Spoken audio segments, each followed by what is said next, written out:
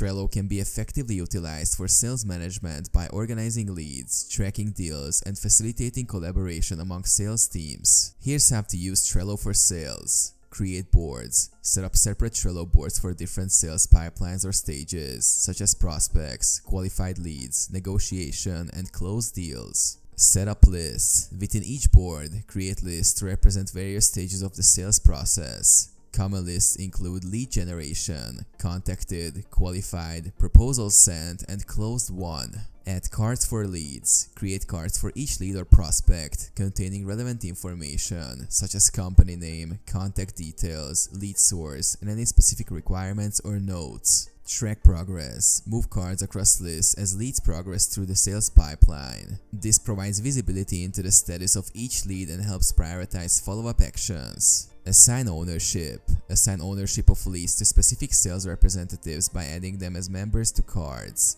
This clarifies responsibility and accountability for follow-up and nurturing. Use labels and categories. Utilize labels to categorize leads based on criteria such as lead source, industry, or deal size.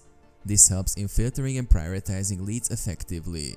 Collaborate and communicate. Encourage collaboration among sales team members by using comments and mentions on cards to discuss lead progress, share insights, and coordinate actions. Monitor performance. Regularly review boards and metrics to assess sales performance, identify bottlenecks, and make data-driven decisions to improve sales processes and outcomes.